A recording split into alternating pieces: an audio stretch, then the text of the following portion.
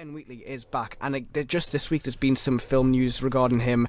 He's got Armie Hammer and Alicia Vikander in a Ben Wheatley film called Freak Shift, which is what he spoke about at the Q&A about fighting giant crab monsters. Oh. Women fighting giant crab monsters with shotguns. Yeah, glorious. So he did say in the Q&A women, so I can assume that maybe we'll get like a sort of ensemble of women. Armie Hammer in drag, or he could be a separate. I mean, he's a large fellow, so I mean, he's got a lovely beard. Yes, he does. And he puts beard oil. Beard oil. Yeah, exactly.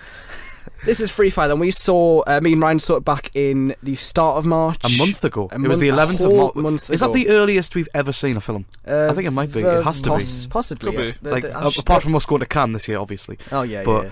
You know, there might have been some more. I'm not sure. I don't know. But Joey, you saw it this week. This week, yes. So you're kind of very fresh. And then me and Ryan both seen it again since, so see it twice. Yeah. Free Fire, what's it all about? Well, Free Fire is another film by our best friend, best friend, Best Wheatley. Best friend, Ben Wheatley. I feel like we are best friends by now. We are. Yeah. We're basically he was very nice. He was walking his dog. He caught my eye line in that Q&A. Yes. He caught my eye line. Didn't answer your question though, did he? No, he didn't. I had my hand up multiple times and he pied me off. Yeah. What was your question? What was your question again? Well, I was going to ask a question that was already... It was answered in the end. It was just about like how it was like filming in a tight space like that. With all the sort of guns going off and everything. But I mean, like I said, if you don't know about this film, it is set in a warehouse and it's about two groups brokered by a character called Justine, played by Brie Larson, who's lovely. Yeah, and basically it's a group of Irishmen who are led by Michael Smiley and Cillian Murphy. Or Cillian? I've always wondered that. It's Cillian. I say Cillian. I say Cillian. I think it's Cillian. Yeah, I usually say Cillian. And a gang who are led by characters of Vernon and Ord, who are Sharlto, Copley and Armie Hammer. And of course, you can pretty much guarantee that a few guns start going off and it all goes south very fast. Yes. Now, I said that a few weeks ago when we first saw this, because there's no clips for it that we can play, I want to act this one out, because I think the accents that are going on here. Yeah. Please. I think people need to get a feel of what the dialogue sounds like. We're going to act it out. Yes. Okay, right. Excellent. I'll have to write this all down. We'll get back to it. Yeah, it's fine. Right, what we'll do is, because we've found the clip, but it's like a lot of swearing. Yeah. It's a 15, there's lots of swearing in it. It's all very good swearing, though, some really good lines. We'll all have a go at doing Vern, played by Sharlto Copley. If you've not heard if you've not heard Sharlto Copley before, he's South African. South African. We apologise if this is completely offensive, but it's a real clip from Free Fire. This is just what we think. So who wants to go first? Joe. What? So what I'm doing, Vern? So this is, and then one of us will do Justine, if we can. Right, so this is Joe Mendonca as Sharlto Copley from Free Fire as Vern. Everyone's from somewhere, eh? Justine, I like your top, as gorgeous as ever. Why, you've put in a bit of weight. Did someone impregnate you? Beep off. Cheers, Justine. Yeah. I like Cillian Murphy better because it's just like, yes, it's the small talk. Let's buy some guns. Let's buy some guns. Buy some guns, eh? I think that can't be topped. That was pretty good. That I definitely can't top that. All right. We'll just leave it. Ding, right. ding, ding. Do you want to? No. Oh God, this is gonna be so terrible. Hang on, I need to move closer so I can actually see. Does it still sound okay? Yeah. Okay, good. Right. Oh God. Everyone's from somewhere, eh? Justine, like your top, gorgeous as ever, but you've put on a bit of weight. Did someone impregnate you? Beep off. I think Joe's doing it right. I'm not driving a pizza delivery service.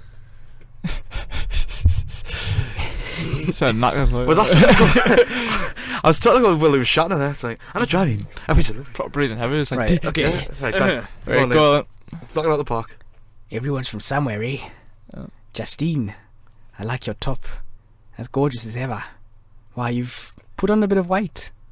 Did someone impregnate you? that last bit was so bad. We'll move on.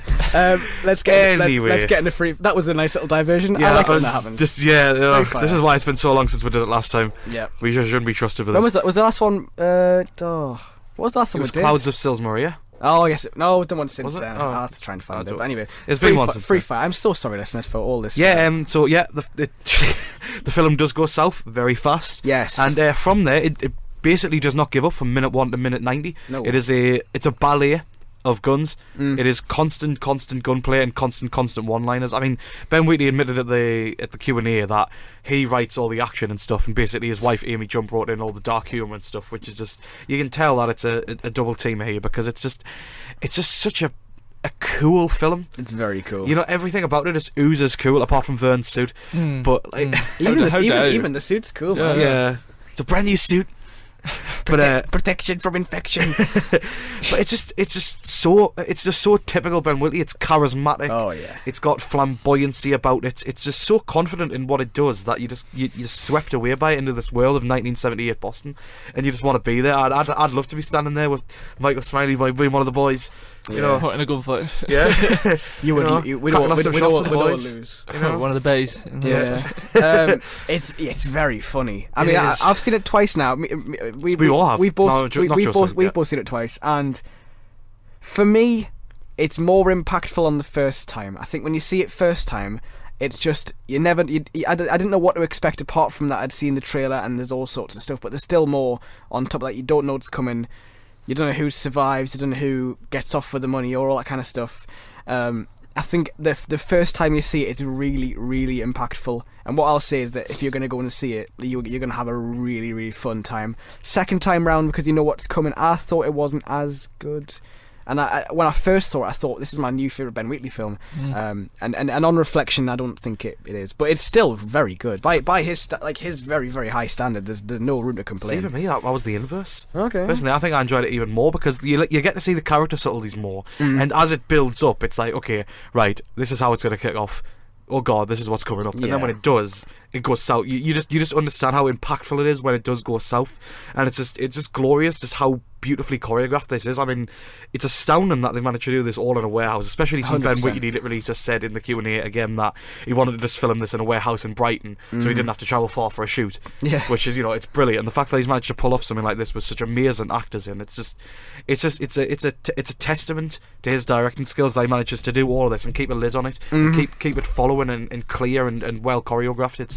It's superb to watch. Like I mean, I could watch this over and over and over again. Joe. And it's short and snappy enough that it doesn't overstay its welcome. Yeah, Joe. Yeah. Really, really enjoyed it. It was nice to see just a massive shootout. And one of the best things about the film, which I did love, was straight away when it does kick off. Eventually, you're just like, oh man, this is so exciting, so good. And then compared to other shootout films, though, when people get shot, realistically, yeah, you bleed out.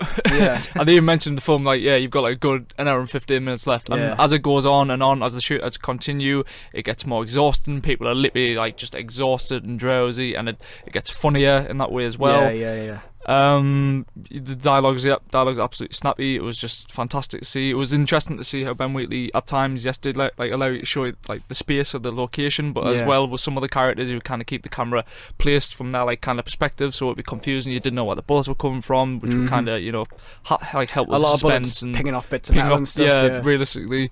And it was just great to see, especially their character types, especially Jack Raynor's. Reynor? Yeah, Reynor, his character type against the others was just fascinating to see, and loads of little mini twists and turns in there as well that goes along with it. So really the character selection and the costumes as well, fantastic. But the individual characters are all really good. Armie. His character is quite interesting because he is kind of presented as the sort of the cool, slick James Bond type in some ways, but really he's he's too cool for school, isn't he? Doofus. He just sort of lays about, has a couple of smokes. More than a couple. He has several. He spends smokes. the majority of the film just behind a box. Yeah, but that's the thing. He's presented as this like sort of too cool for school type character, and he's just really funny. They're all very funny. That's what I like about the character archetypes. They're sort of inverse quite a lot of them, and everyone's in for themselves. They've all got their own motives. Everyone's a bit of a douchebag. So there is no like clear cut victory, and it's just a lot of angry people having a shootout. Yeah. It's another top quality performance from Michael Smiley, who, it's up there with like Malcolm Tucker in terms of like that man could say all sorts and you would just take it, wouldn't you? The gunplay is just so impressive though. Sharlto Copley is absolutely hilarious. Everything he says is just gold, and Brie Larson, being the only female in the cast, holds her own spectacularly well, and I'd say that she's probably one of the best parts of what is a fantastic ensemble cast, but she still managed to rise to the top for me. It's this is the thing, right? The more I'm sort of saying, I didn't enjoy as much second time, I probably did. It's just that the cinema was a lot emptier than the Tyneside when we saw it first time round, because this is a wide release thing. I saw it on a massive screen. It was literally one of the biggest screens that the cinema had. It's probably the biggest cinema screen a Ben Wheatley film has ever been on, because they've all been so like indie art house type stuff. That this is it kind of felt quite inspiring and quite nice to see a film of Ben Wheatley's on such a big screen. And but I do think the fact of sort of the Tyneside and the audience were like riotous laughter, and whereas this time it was kind of like I think that makes a difference. I think this is one of the times when the cinema audience really has made a difference. But reaction wasn't quite as loud as ours either. Yeah, there was a few laughs, but it wasn't like nothing gigantic. I can almost guarantee that if you do go and see the Tyneside cinema, the laughs will be riotous and you'll have a really good time. Yeah. It's also an Empire as well. I'm sure Empire's audience is great too. I didn't see the Empire, so at a cinema that I'm not a fan of, but I'd go to it anyway because just awful. Free Fire. If you've seen it, get in touch. LRJ Film Show on Facebook and Twitter. Recommend from all of us. Absolutely, it's one of my films of the year, I think. Where do you think it stacks up with Wheatley's other films? Is that an impossible question to ask? It's like choosing a favourite child. Favourite, very odd selection of children. Yes. I'd say it's like mid-tier. Mid-tier? Mid-tier. I think it's like sort of upper mid-tier. I think Sightseers is top, and then maybe High Rise, and then maybe this. I'll probably put it in between Kill List and High Rise. Oof. So Kill List. High Rise being controversial top. Kill High List. Rise being top. High Rise is top.